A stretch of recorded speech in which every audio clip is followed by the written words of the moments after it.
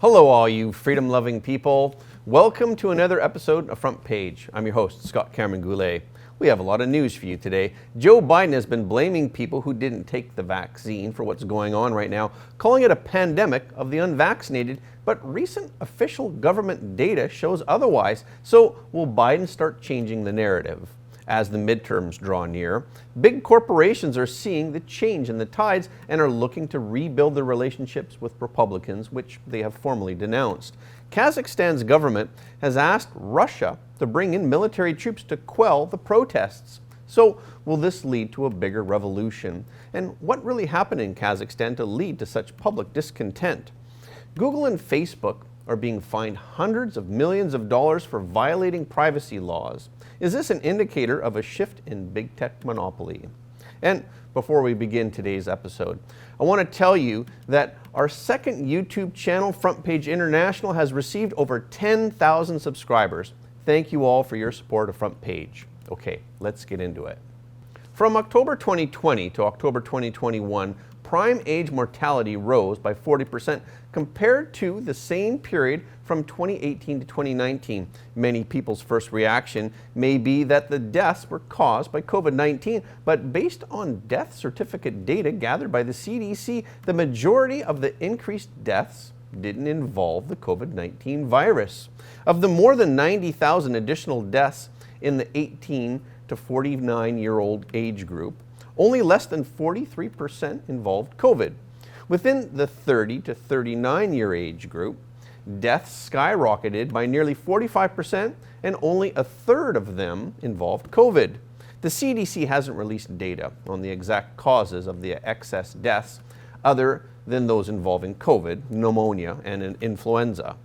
There were only 50 deaths involving influenza in the 30 to 39-year age group during this period, down from 550 in the same pre-pandemic period. Drug overdoses might be one of the main reasons for the spike in mortality. It rose to more than 100,000 in the 12 months ending in May of 2021, compared to 72,000 in 2019. The CDC estimates that about 2/3 of those deaths are related to synthetic opioids, such as fentanyl. For older age groups, such as from 50 to 85, the mortality rate rose by 27% as well. Almost 80% of the increase in deaths involved COVID.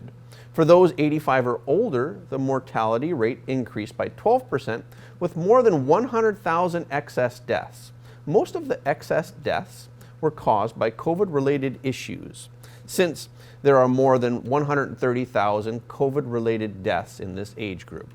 For the mortality spike in the prime age group, everyone for sure has their own explanation. Some people suspect it's the accuracy of CDC's data. The nonprofit called Informed Consent Action Network, or ICAN, announced that it has filed a lawsuit against the CDC before New Year's Eve, alleging that the health agency improperly withheld coronavirus vaccine safety data from the American people. The lawsuit involves data from the vSafe system collected by the CDC. The vSafe system tracks patients' health after receiving the vaccine. The CDC said vSafe was part of the most intensive vaccine safety monitoring effort in U.S. history. Previously, ICAN had requested that the CDC release the data under the Freedom of Information Act, but was refused by CDC. The reason CDC initially refused to provide the app data was because it claimed it wasn't de-identified, meaning it still had personal information. The group argued that the CDC has already provided Oracle, a government contractor, with the data in a de-identified form. When ICAN followed with a request for the de-identified form of all the vSafe data, the CDC rejected the request as before. ICAN's attorney, Aaron Siri, said, "If this sounds ridiculous, it's because it is. Not only has the CDC failed to provide the transparency necessary to earn the trust of the public in these vaccines, it has also failed to comply with the Freedom of Information Act. ICAN is therefore suing the CDC to release the data." In a separate case, on January 6, federal judge Mark Pittman ordered the FDA to release Pfizer's pre-licensure safety data within 8 months. This case was brought on by the group Public Health and Medical Professionals for Transparency. Originally, the FDA claimed it needed 75 years to fully release those documents. Both Joe Biden and Canadian Prime Minister Justin Trudeau have blamed the spread of COVID-19 on unvaccinated people for the past year, but recent data from Public Health Ontario shows that 80% of newly infected people are fully vaccinated. Trudeau said on Wednesday that Canadians are angry with those who still have not been vaccinated. He said people are seeing cancer treatments and elective surgeries put off because beds are filled with people who chose not to get vaccinated. They're frustrated. When people see that we're in lockdowns or serious public health restrictions right now because of the risk posed to all of us by unvaccinated people, people get angry. But according to Public Health Ontario, in the past 14 days, more fully vaccinated people are getting infected with COVID. For example, on January 5th, Ontario saw an increase of 11,582 confirmed cases, of which only 1,554, or 13%, were unvaccinated, while 9,255, or 80%, were fully vaccinated. On January 6th, the statistics were similar. 13,339 cases were confirmed, of which only 1,797, or 13%, were unvaccinated, while 10,648, or 80%, were fully vaccinated. I wonder if Trudeau will change his rhetoric after seeing the data. President Trump issued a blistering statement on January 5th in which he called on MAGA supporters to stand up against vaccine mandates and against the overreach of federal government power. His statement reads, "People should be able to choose how they want to govern their own health. The federal government must be reined in and give the people back the freedom to decide whether they want to be vaccinated or not." He blasted the current administration's outrageous attempts at overreach. He said, "Now, there's talk by the Biden administration again about closing schools and even vaccine mandates for school children. This is an outrage, and MAGA Nation should rise up and oppose the egregious federal government overreach."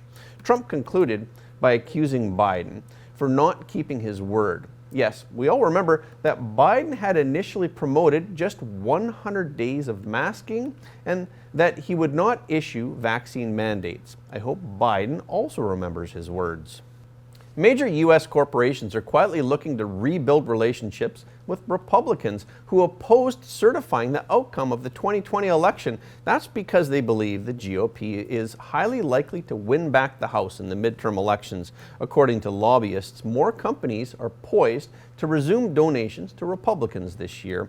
In a report released this week by liberal watchdog group Accountable.us, corporations and trade groups have given more than $8 million in PAC donations to the Republican Party since January 6 last year. Left-leaning watchdog Citizens for Responsibility and Ethics also found that companies that initially pledged to suspend PAC contributions to 147 Republicans have quietly donated $2.4 million to those lawmakers' campaigns. The huge Republican victory in the Virginia election and the retirement of a large number of Democrats have led to the corporate shift. A Fortune 500 lobbyist said, "We know the precedent. We see the retirements. We see the same polls everyone else does. Our strategy needs to align with the current political reality that Republicans are almost certainly taking the House in November." Industry giants such as Boeing, General Motors, and UPS are some of the top contributors to the PAC. Most of the contributions went to House Republican leader Kevin McCarthy, who they predict will be the next Speaker of the House and could take control of key congressional committees.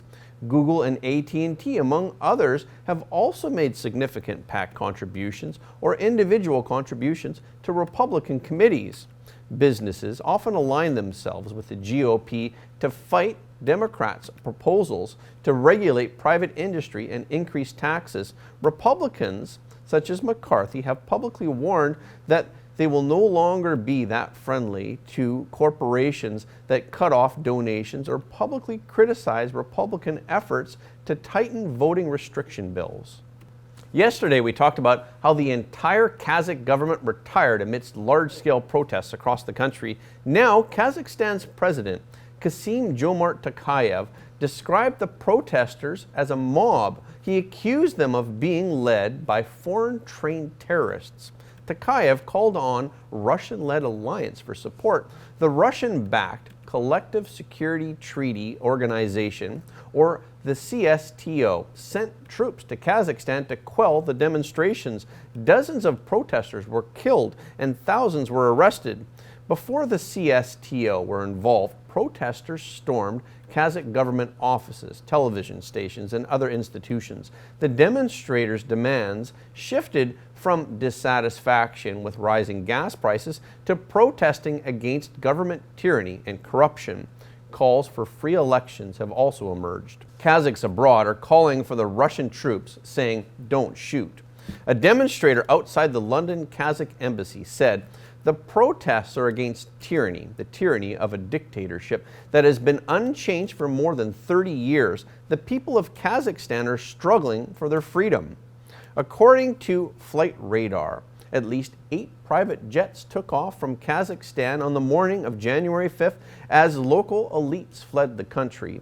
Some observers are drawing comparisons of the Kazakh protest to China's Tiananmen Square movement in 1989. British magazine The Spectator asked, "Is this Kazakhstan's Tiananmen Square moment in which the government is shaken to its root but survives? Or will it be like the Maidan Revolution in Ukraine, in which a pro-Russian ruler was overthrown by the mob?" So, what's really happening in Kazakhstan? The increase in gas prices was only a trigger. The underlying causes for the unrest are corruption, social injustice, official incompetence, and the long-standing abuse of power by authorities. All this has caused public discontent to build up over time and eventually boil over. Kazakhstan, rich in oil and gas and metal deposits, is the largest economy among the former Soviet Central Asian countries. It is also at the center of a geopolitical tug-of-war between Russia, China, and the West. Former President Nursultan Nazarbayev was the head of the Communist Party of the Kazakh SSR. He became Kazakhstan's first president after independence in 1991, and he did not step down until 2019. However, he retains his position as chairman of the Security Council and still has significant influence over domestic and foreign policy. His family controls the country's oil and gas sector. Nazarbayev maintained his close ties with the CCP during his rule. The CCP sees Kazakhstan as a necessary bridge to its One Belt, One Road initiative. Most of Kazakhstan's oil exports are sold to China.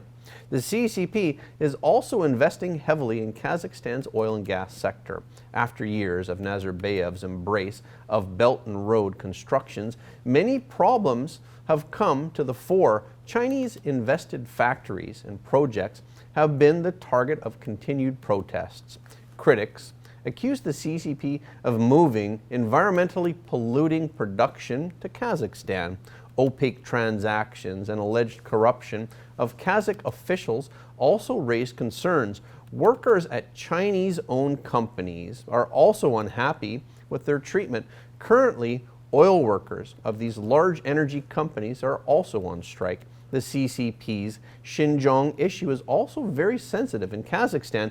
The country has a large Uyghur population. Some ethnic Kazakhs in China have been persecuted by the CCP, but the Kazakh government has been silent on the issue of human rights in China, to the great discontent of the locals.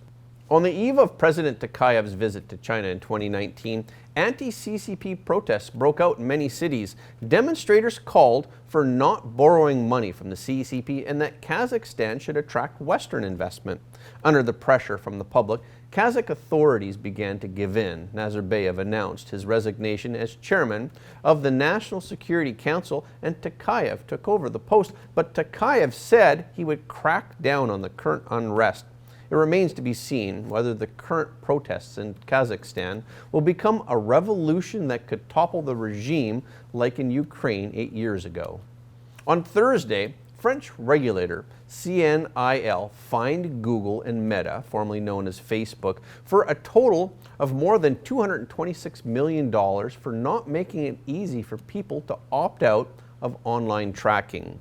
A CNIL survey found that while these U.S. online giants give French users a single button to immediately accept cookies, there is no equally easy way for them to reject them because it takes multiple clicks to reject all cookies. Cookies are pieces of code that are used to target internet users for digital advertising and other purposes. European governments have stricter rules than those in the United States, requiring websites to ask for consent before tracking users' activities.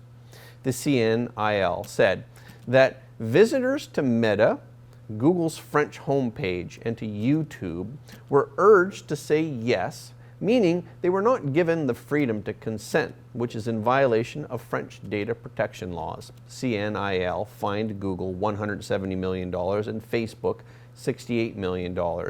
It also threatened fines of 100,000 euros per day if they did not make it simpler for French users to refuse cookies within 3 months.